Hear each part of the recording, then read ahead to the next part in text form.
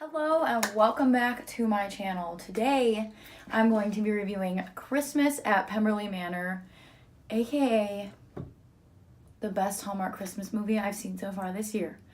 Keep in mind, I've only seen 2 of them, but let's just jump right into it. So Christmas at Pemberley Manor stars Jessica Lowndes and Michael Rady. I don't know if I'm pronouncing her last name right. Anyway, she is the beautiful girl from December Bride, which I don't remember what year that movie is from, but that one's a winner. So she plays Elizabeth, and Michael Rady, aka Costas from the Sister of the Traveling, Sister of the Traveling Pants, plays William Darcy. So the storyline here is that Elizabeth is, I believe she does like marketing and like event planning stuff, but she gets sent from New York City to this town where, I'm sorry, I don't remember the name of it. I should probably have looked it up. You know, this whole thing is just trial and error.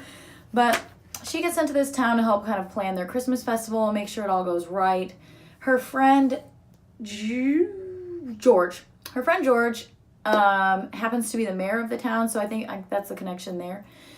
And so she goes back there to plan the Christmas festival. They were going to have it like in the park where there's this gazebo and all this space and stuff to do things. There ends up being a huge sinkhole and everything in the park just falls in. So the problem here is they have to figure out where they can have the Christmas festival. So when she's bebopping around town with George trying to figure that out, she sees this beautiful, beautiful white mansion. You know, it's got the nice porch and everything. And she goes, this would be the perfect place to have the Christmas festival. Well, it just so turns out that William Darcy is the owner of that, and he's trying to sell it within the week so that he can, you know, make money, get rid of it, not have to worry about it anymore. I believe it was his aunt and uncle's old mansion, and he doesn't, you know, nobody's lived there. He doesn't feel like dealing with it anymore, so he's gonna sell it. They're gonna tear it down, turn it into condos. Not his problem. So she like begs to have the Christmas festival held there, and after a little bit of convincing, they agree to let her do it because it's going to be over and done with before the new owners have it. So that's happening.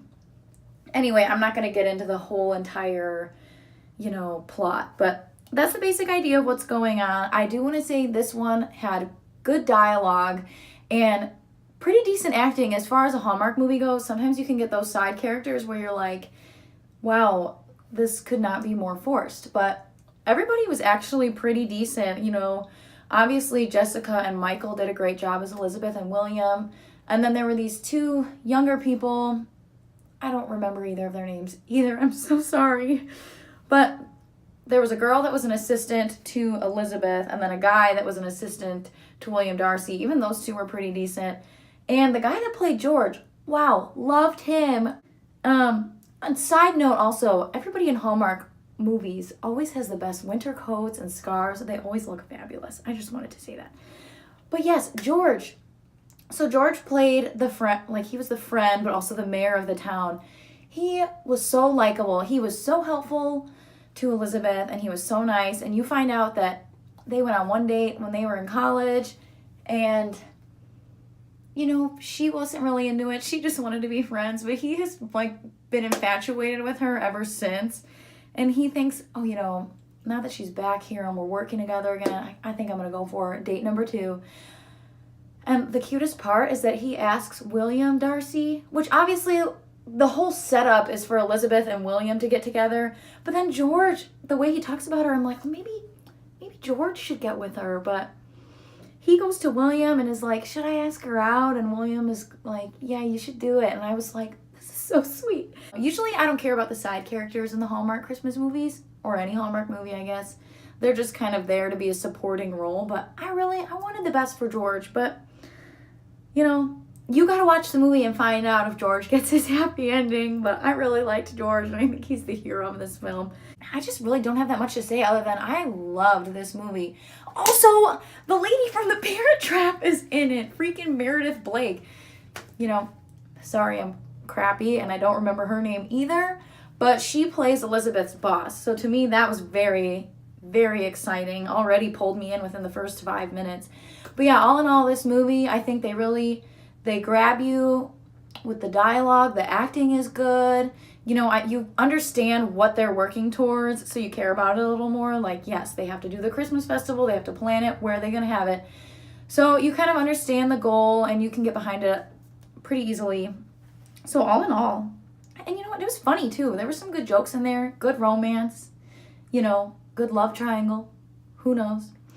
All in all, I gave Christmas at Pemberley Manor 4 out of 5 Christmas cookies. Good story, good acting, good looking actors. Don't tell me that you don't think that's important, because it is. Yeah, it was just all in all a pleasant experience. So 4 out of 5 Christmas cookies is the final rating.